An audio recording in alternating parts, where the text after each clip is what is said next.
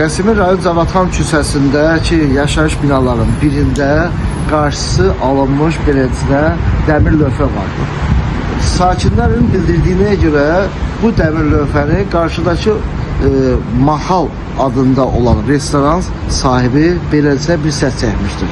Sakinlər bildirirlər ki, binamızın ətrafında təmizlik işi və yaxud da ki, yay fəslində istirahət etmək istədiyimiz bir məkanda, amma buna isə süni maneçilik yaradılmışdır.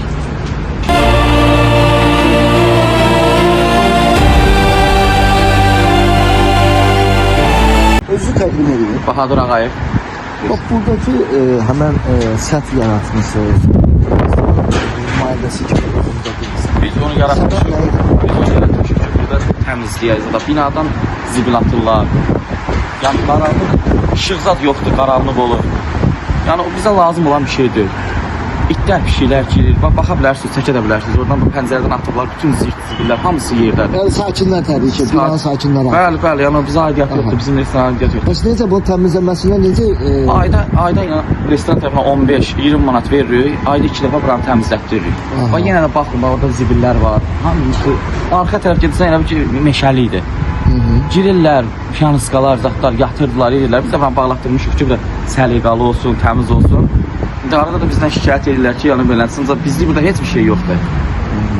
Qalıb beləsin, nə bilim. Buranı bağlama səbəbi də kooperativin yəni xəbəri olub, bina sakinlərinin hamısı yəni razılığı əsasında bura bağlanır. Kooperativin xəbəri varmı bu? Bəli, hamısının xəbəri var.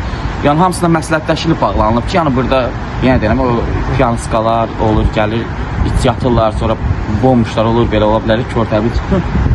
Yəni yaman gündə qalır. Ona görə onlara görə yəni razılığa gəlinib bağlanıb. Yəni özümüzdən heç kim bağlamayıb.